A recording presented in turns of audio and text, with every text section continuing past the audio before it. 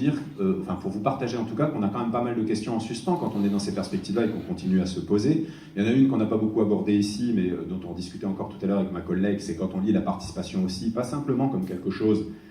qui est à la fois prendre part, apporter une part et recevoir une part, comme le dirait Joël Zask, qui est une manière d'aborder la participation, mais si on la lit aussi comme une question de renégociation des enjeux de pouvoir, ça c'est plutôt la lecture de Nico Carpentier, ce qu'on évoquait là tout à l'heure,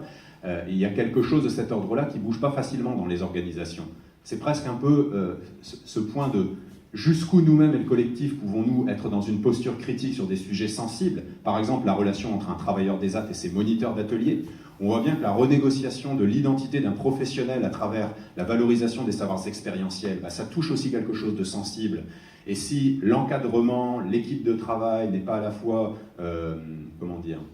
avertie, alertée sur le fait que ceci puisse se produire, mais ouverte à l'idée que si ça arrive, il y a aussi accompagné pas simplement les personnes en santé ou dans le champ du handicap, mais les équipes de travail, alors on peut parfois tomber sur des choses qui vont très vite refermer et bloquer la dynamique. Peut-être une autre chose pour être dans le concret, et puis je vais laisser le reste de côté pour ne pas perdre trop de temps, celle de l'asymétrie maintenue entre les parties prenantes. On ne manquera pas de se faire rappeler régulièrement, que ce soit lors d'une soumission d'articles un peu différent parce qu'on l'a coécrit, ce qui est le cas de ma collègue ici présente avec une autre de nos collègues, avec des personnes en déficience intellectuelle, par le comité rédactionnel ou l'expert qui relit l'article en aveugle, que ça ne correspond pas au standard, que c'est pas au niveau, qu'on ne comprend pas pourquoi l'article est aussi long, par exemple.